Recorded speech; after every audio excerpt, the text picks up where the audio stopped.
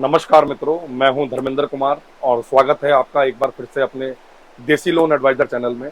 आज का वीडियो मैं बनाने वाला हूं आप लोगों के लिए एक अलग लोकेशन से, जो कि आप देख रहे होंगे रिवर साइड से।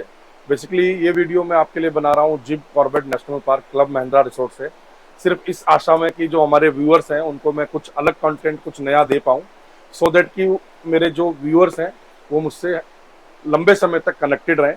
तो आज का वीडियो होने वाला है सेलर बीटी जो लोन होता है वो किस प्रकार होता है, उसका क्या प्रोसीजर है और उसमें क्या क्या चीज़ें हैं जो आपको पता होनी चाहिए और क्या क्या आपके डाउट्स हैं, वो सारी चीज़ें मैं इस वीडियो में रिजॉल्व करूंगा। तो चलिए शुरू करते हैं आज का वीडियो। तो देखिए, सेलर बीटी जो लोन है बेसिकली उसमें होता क्या है कि जो सेलर है आपका, सेलर का ऑलरेडी कहीं एग्जिस्टिंग होम लोन चल रहा है, और जो होम लोन चल रहा है और उसका सपोज मान लीजिए 50 लाख रुपए लोन चल रहा है, और जो बायर है वो प्रॉपर्टी परचेज कर रहा है सपोज 75 लाख रुपए में। तो जो 50 लाख रुपए का जो लोन है उसका सेलर का, वो बायर के लोन से ही रीपे होगा, उसको ही बोलते हैं सेलर बीटी। मतलब जो बायर है, बायर सपोज 50 लाख रुपए का लोन अगर लेता है और सेलर का भी आउटस्टैंडिंग 50 लाख रुपए का लोन है, तो बायर के लोन से सेलर का लोन पे होगा। और पे होने के बाद जब सेलर के जो ओरिजिनल पेपर हैं उसके बैंक से आ जाएंगे लोन क्लोज होने के बाद, तब बायर के नाम रजिस्ट्री होगी। तो इस ट्रांजेक्शन को बोलते हैं सेलर बीटी लोन। तो देखिए, सेलर बीटी लोन में कुछ चीज़ें ऐसी हैं जो बहुत ज़रूरी हैं, जो आपको पता होनी चाहिए एज ए सेलर। सबसे पहले मैं सेलर की बात करूंगा, क्योंकि ये प्रोडक्ट ही पूरा सेलर बीटी, जब आपने नाम सुना तो पहले इसमें सेलर है, बायर इसमें बाद में है। तो देखिए, होता क्या है कि इसमें सेलर का जो रोल है वो रोल क्या है आप समझिए, कि जब भी कोई प्रॉपर्टी आप बेच रहे हैं तो जितना भी आपका लोन है, सपोज 50 लाख रुपए लोन है, तो वो लोन आपका जिस भी बैंक से है, आपको उस बैंक से अपना एलओडी लेकर देना है, लिस्ट ऑफ डॉक्यूमेंट, और फोरक्लोजर लेटर, जिसमें कि बैंक आपको बताएगा कि ओरिजिनल क्या क्या डॉक्यूमेंट आपके सबमिटेड है और आपका टोटल जो आउटस्टैंडिंग है वो राइट नाउ कितना है। तो वो पेपर आपको अपने बायर को जरूर देना है, सो दैट कि जो आपका बायर है उसका लोन स्मूथली प्रोसेस हो पाए और आपका जो ट्रांजेक्शन है वो टाइमली मतलब पूरा हो पाए।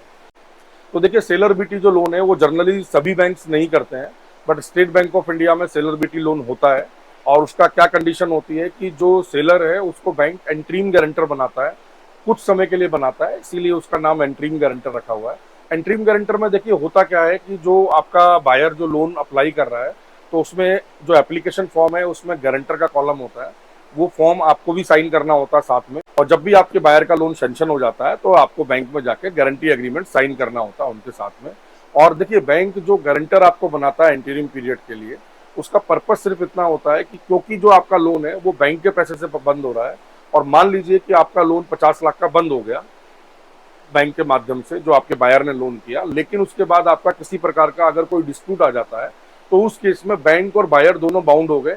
बट सेलर क्या है कि सेलर किसी तरीके से बाउंड नहीं, क्योंकि सेलर का लोन भी बंद हो गया और अभी प्रॉपर्टी भी सेलर के पास ही है। तो इसीलिए bank as a proportionally buyer prospective से भी और बैंक प्रोस्पेक्टिव से भी आपका जो सेलर है उसको गारंटर बनाता है एंट्रीम पीरियड के लिए।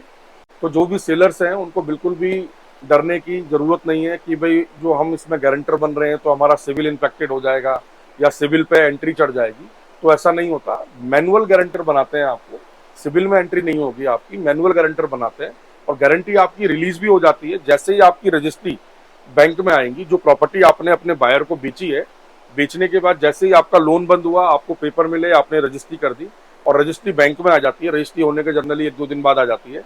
तो जिस दिन भी बैंक में आ जाती है उस दिन आपको बैंक में जाना है, एक रिक्वेस्ट देना है, मेल के माध्यम से भी दे सकते हैं, जाकर भी दे सकते हैं।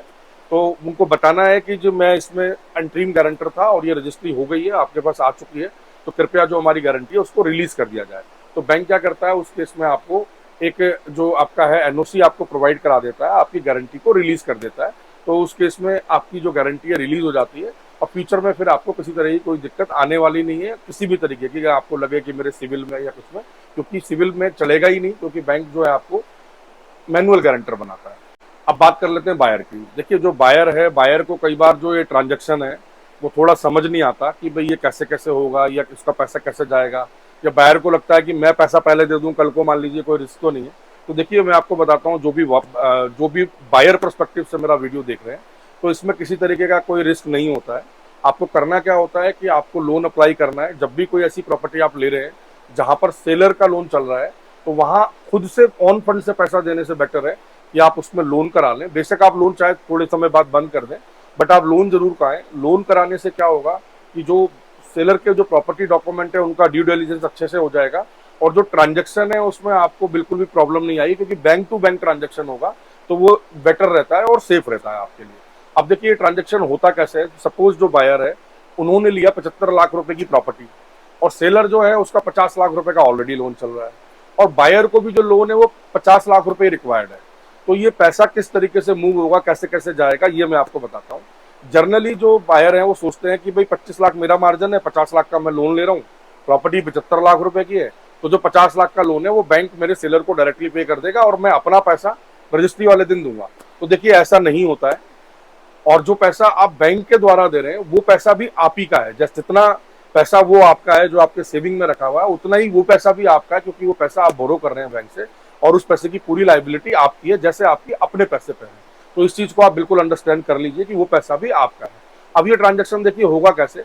50 लाख का लोन आपका सैंक्शन हुआ और सेलर का भी 50 लाख का लोन था, तो उस केस में क्या होगा, जब आप लोन एग्रीमेंट साइन करने जाएंगे तो सेलर को भी साथ लेके जाना, ये बात ध्यान रखिएगा, क्योंकि सेलर का गारंटी एग्रीमेंट साइन होगा। तो जब आप जाएंगे लोन एग्रीमेंट साइन करने, तो बैंक जो आपका डीडी बनाएगा उस केस में क्या है, क्योंकि 25 लाख रुपए आपका मार्जिन है, प्रॉपर्टी आपने 75 की खरीदी है, 50 लाख का लोन लिया है, तो उस केस में मान लीजिए कि आपने 5 लाख उनको पहले एडवांस दे दिया था, अभी 20 लाख आपने और देना है। तो बैंक क्या करेगा, 20 लाख रुपए आपसे मार्जिन लेगा और 30 लाख रुपए आपके लोन से उसमें मिलाकर 50 लाख का एक पेमेंट बनाएगा, डीडी बनाएगा, और आपके सेलर को दे दिया जाएगा सेलर के लोन अकाउंट नंबर से। और जो बैंक के पास 20 लाख आपका बचा है, वो 20 लाख रुपए जब सेलर का लोन बंद हो जाएगा, पेपर आ जाएंगे, रजिस्ट्री जिस दिन होगी आपकी, उस दिन वो 20 लाख का डीडी बनकर आपको रजिस्ट्रार ऑफिस में, जहां पर आपकी रजिस्ट्री होनी है, बैंक का रिप्रेजेंटेटिव या लीगल टीम का बंदा वहां जाएगा और आपकी रजिस्ट्री कराएगा। ठीक है, तो आप ये समझ लीजिए कि ऐसा नहीं है कि बैंक अपफ्रंट पूरा 50 लाख दे देगा। जो भी आपका मार्जिन है, मार्जिन मैंने 20 लाख का एग्जाम्पल बताया, ये 30 भी हो सकता है, 15 भी हो सकता है, 25 भी हो सकता है, तो उसी रेशो में जो आपका मार्जिन है। अच्छा, मार्जिन जो है वो पे करने का सबसे इजी तरीका क्या है, state bank of India home loan के जो प्रोडक्ट है इसमें, कि हम आपका एक खाता खोलते हैं। जनरली तो सेविंग खाता लोगों का होता है स्टेट बैंक में, बट अगर नहीं भी हो तो खाता हम खोलते हैं। तो जो भी आपका मार्जिन है, सपोज 20 लाख था आपके केस में, तो 20 लाख रुपए आपको सेविंग अकाउंट में रखने हैं। उससे क्या होगा, जब आप लोन एग्रीमेंट साइन करने जाएंगे तो 20 लाख रुपए का आप उनको डेबिट वाउचर दे देंगे, डेबिट कंफर्मेशन दे देंगे, उस 20 में 30 लाख बैंक में लाएगा, और 50 लाख रुपए का आपका जो सेलर का लोन था उस लोन के अकाउंट के नाम से आपको डीडी बनाकर दे देगा, जिससे कि सेलर आपका जो जाएगा अपने बैंक में और वहां जमा करेगा, और वहां जमा करने के बाद जैसे ही वो डीडी रिलाइज होता है, फिर वो आपको देंगे टाइम, 2 दिन, 4 दिन, 6 दिन, 8 दिन, 10 दिन, कि आप इतने दिन बाद ओरिजिनल पेपर ले जाना। तो जिस दिन भी ओरिजिनल पेपर आपको मिलते हैं, आपको इन्फॉर्म करना है बायर को, बायर इन्फॉर्म करेगा हमको, अगर हमारे द्वारा आपने लोन कराया दिल्ली एनसीआर में, या मान लीजिए आप अदर सिटी में भी करवा रहे हैं, तो जिनसे आपने लोन कराया उनको बताना है कि इस दिन मुझे बैंक ने बुलाया है पेपर देने के लिए। तो उस दिन बैंक का रिप्रेजेंटेटिव आपके साथ जाएगा वहां पर, या आपको वहीं मिल जाएगा जो भी एड्रेस होगा। तो बैंक से पेपर आप रिसीव करेंगे, बैंक को रिसीविंग आप दे देंगे कि आपको पेपर मिल गए, और वो जो पेपर है आप बैंक के बंदे को देंगे, बैंक का बंदा, हमारा बंदा आपको रिसीविंग दे देगा कि ये पेपर बैंक के बंदे को मिल गए हैं।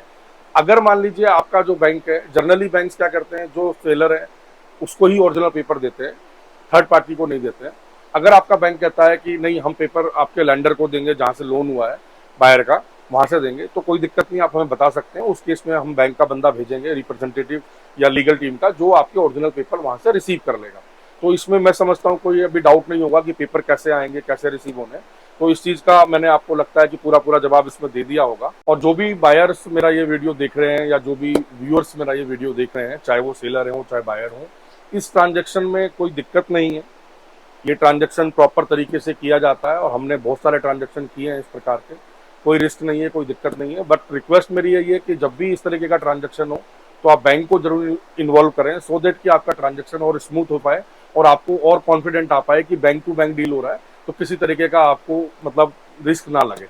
जो भी सेलर्स हैं उनसे मेरा रिक्वेस्ट है कि state bank of India home loan जो प्रोडक्ट है उसके अंदर बेसिकली एक सेलर का भी वेरिफिकेशन होता है। सेलर का वेरिफिकेशन सिर्फ इतना ही होता है कि आपका नाम ये है, आप यहाँ रहते हैं, और आपने ये प्रॉपर्टी इनको बेची है, जिनको भी आपने बेची है, जो भी उनका नाम होगा। सिर्फ ये 3 चीजें बैंक वेरीफाई करता है। विजिट आपके उस एड्रेस पे होगी जिसका आप आधार कार्ड देंगे या जिसका आप रेजिडेंस प्रूफ देंगे। तो इस चीज का जरूर ध्यान रखिएगा, और प्लीज कॉपरेट कीजिएगा कि जो भी सेलर वेरिफिकेशन है उसको आप टाइमली करा दें, सो दैट जो आपका बायर है उसका लोन स्मूथ हो पाए, जल्दी हो पाए। क्योंकि ये जो एक पॉइंट है, कई सारे सेलर्स का कंसर्न रहता है कि भाई मेरा वेरिफिकेशन क्यों होना है, मैं तो लोन नहीं ले रहा। तो देखिए बैंक क्या करता है कि बैंक ये जानना चाहता है, बैंक की गाइडलाइन है कि हम जो पैसा दे रहे हैं, क्योंकि जो भी लोन होगा उसका बेनिफिशियरी डायरेक्टली सेलर होता है, तो सेलर कौन है, मतलब बैंक कुल मिला के जानना चाहता है कि जो पैसा हम दे रहे हैं वो सेलर कौन है, केवाईसी को करते हैं। तो सेलर का सिंपली केवाईसी होता है, बैंक सिर्फ ये जानना चाहता है कि सेलर कौन है, इसीलिए बैंक वेरिफिकेशन कराता है आपका जो आधार कार्ड है उस एड्रेस पे कि आप कहाँ रहते हैं, क्या नाम है और आपने किसको प्रॉपर्टी बेची है। तो प्लीज इसमें कॉपरेट कीजिए। देखिए सेलर बीटी लोन के अंदर एक चीज का विशेष ध्यान रखिए कि जो मार्जिन आपका है, जैसा कि मैंने इस वीडियो में पूरे में बताया आपको कि 75 लाख की डील है, सेलर का 50 लाख रुपए का लोन है और जो बायर है वो 50 लाख का लोन अप्लाई कर रहा है, तो उसका जो मार्जिन है वो 25 लाख रुपए है। तो उस केस में जो 25 लाख रुपए मार्जिन है, जनरली लोग बायर जो हैं वो ये गलती करते हैं सेलर के प्रेशर में, या सेलर का ऐसा कहना होता है जी मुझे इतना पैसा पहले चाहिए क्योंकि मैं प्रॉपर्टी बेच रहा हूँ, मेरी रिक्वायरमेंट है इसीलिए मैं बेच रहा हूँ, इतना पैसा आप देंगे तो मैं डील करूंगा। तो देखिए सबसे पहले तो इस ट्रांजेक्शन को पहले समझ लीजिए, डील उसके बाद कीजिए। पहले आप डील कर लेंगे फिर आप समझेंगे दिक्कत आती है, तो आप समझ लीजिए करना क्या है। बायर को ही बात ध्यान में रखनी है कि जो 25 लाख रुपए उसका मार्जिन है, वो मार्जिन उसको 25 लाख रुपए पूरा का पूरा अपने सेलर को अभी नहीं देना है। आपको अपने सेलर को जितना मिनिमम रिक्वायर्ड हो, 2 लाख, 5 लाख, 1 लाख, 10 लाख या 10% जो भी होता है, आप उतना ही दीजिए। बचा हुआ पैसा, सपोज 75 लाख की डील है, 10% होगा 7.5 लाख रुपए। तो 25 लाख में से अगर आप 7.5 लाख रुपए निकाल देंगे तो 17.5 लाख रुपए जो है वो आपको पैसा अपने पास रखना है। जब आपका लोन डिसबर्स होगा तो बैंक जो आपका मार्जिन है, बैंक मार्जिन इंश्योर करता है पहले डिसबर्समेंट से पहले कि जो भी मार्जिन है वो आए। और क्योंकि ये पैसा क्योंकि पहले सेलर के लोन में जाना है, तो जो भी 17.5 लाख रुपए बचा हुआ है आपका, वो वहां से बैंक उठाएगा और बचा हुआ रेस्ट ऑफ अमाउंट उसे मिलाकर पूरा 50 लाख रुपए कर कर डीडी बनाकर सेलर को देगा, सेलर के लोन अकाउंट के नाम से। तो इस चीज का जरूर ध्यान रखें। और जो सेलर्स हैं उनसे भी मेरी रिक्वेस्ट है, देखिए जो प्रॉपर्टी आप बेच रहे हैं उसमें जो भी लोन आपका है और ऊपर का पैसा जो भी आपको मिलना है, सपोज 50 लाख का लोन है, 25 लाख आपको मिलना है, तो देखिए 25 लाख तो पूरा आपको मिलेगा ही मिलेगा। 50 लाख रुपए आपका लोन बंद होना है और बाकी 25 लाख रुपए आपको मिलेगा। तो आप भी थोड़ा इस बात को अंडरस्टैंड कीजिए कि जो पैसा आप इनसे ले रहे हैं, अगर आप ले भी रहे हैं ज्यादा पैसा, तो कोशिश कीजिए कि वो पैसा आप पर्सनल यूज में ना लेके आप अपने लोन में डालें। क्योंकि देखिए लोन बंद हो जाएगा, ओवरऑल तो 25 लाख रुपए आपको मिल रही है, आज नहीं मिलेंगे, पहले बैंक का पैसा जाएगा, मान लीजिए 2 दिन बाद आपको पेपर मिलते हैं, 4 दिन बाद, जिस दिन रजिस्ट्री होगी उस दिन तो वो 25 लाख आपको मिल ही जाना है। तो इस चीज का जरूर ध्यान रखें कि जो अपना मार्जिन है वो सेलर को अपफ्रंट पूरा पे ना करें। और सेलर से भी रिक्वेस्ट है कि अगर पैसा वो ले रहे हैं तो उसको आप लोन अकाउंट में डालें, सो देट कि वो आपकी आउटस्टैंडिंग कम हो जाएगी और उस केस में जो बायर का मार्जिन है वो इंश्योर हो जाएगा कि भाई हमने सेलर के लोन में पहले ही 25 लाख दे दिए हैं या 20 लाख रुपए दे दिए। तो इस चीज का जरूर ध्यान रखिए।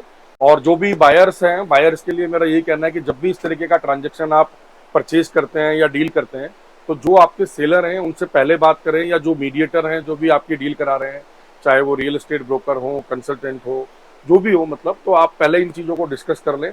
अगर आप दिल्ली एनसीआर में रहते हैं तो हमारे द्वारा आप लोन करा सकते हैं, आपको पूरी कंसल्टेंसी यहाँ पर फ्री ऑफ कॉस्ट मिलेगी और हम किसी प्रकार का एक्स्ट्रा चार्ज नहीं करते। जो भी बैंक के नॉर्म्स हैं उसके अकॉर्डिंग जो बैंक के चार्जेज हैं वही चार्जेज आपके लगते हैं। और जो भी पैसा है आपको चेक के माध्यम से देना होता है, बैंक के नाम पर देना होता है। सिंगल कैश 1 रुपया भी आपको किसी को नहीं देना होता है। डॉक्यूमेंट वगैरह जो है वो सारे हम आपके घर से ही कलेक्शन करवा लेते हैं, कोई इशू नहीं है। और जहाँ तक जो भी आपकी रिक्वायरमेंट है उसके हिसाब से जो भी पर्सनलाइज हम एडवाइस आपको कर सकते हैं, product wise, rate of interest wise, procedure wise, वो हम आपको करते हैं। और अगर आप लोग मान लीजिए दिल्ली एनसीआर में नहीं रहते, कहीं और बाहर भी रहते हैं, तो आप ऑनलाइन सर्च कर सकते हैं, आपको बहुत सारे स्टेट बैंक ऑफ इंडिया के होम लोन काउंसलर्स मिल जाएंगे, मार्केटिंग एसोसिएट्स मिल जाएंगे, जो कि डेडिकेटेडली यही काम करते हैं, जिनको बैंक ने अपॉइंट इसीलिए किया हुआ है एज ए थर्ड पार्टी कि वो आपको पर्सनलाइज कर सकें और आपको सर्व कर सकें जो भी स्टेट बैंक के होम लोन प्रोडक्ट्स हैं। दूसरा मेरा आपसे ये अनुरोध है कि ये वीडियो अगर आपको अच्छा लगा हो तो कृपया इस वीडियो को लाइक करें, शेयर करें, सब्सक्राइब करें। और मेरी आपसे एक रिक्वेस्ट है कि आजकल व्हाट्सएप पे बहुत जल्दी चीज़ें शेयर होती हैं, तो हमारे वीडियो को आप व्हाट्सएप पे जिस भी आप ग्रुप हाउसिंग सोसाइटी में रहते हैं या आपके जो ऑफिस ग्रुप्स हैं, प्लीज़ वहाँ शेयर करें, सो दैट जो भी लोग इस तरीके का ट्रांजैक्शन करना चाहते हैं या प्रिपेयर कर रहे हैं, चाहे वो प्रॉपर्टी बेचने वाले हों चाहे खरीदने वाले हों, उनको हेल्प मिल पाए। और दिल्ली एनसीआर में अगर आप लोग कोई प्रॉपर्टी बेच रहे हैं या खरीद रहे हैं और इस प्रकार का ट्रांजैक्शन है, तो आप हमसे बिल्कुल संपर्क कर सकते हैं। मेरा नंबर आपको इधर स्क्रीन पे भी मिल जाएगा, नीचे लिंक में भी मिल जाएगा। और जुड़े रहिए हमारे साथ, मिलते हैं आपसे फिर दोबारा से। तब तक के लिए नमस्कार, धन्यवाद, बाय बाय।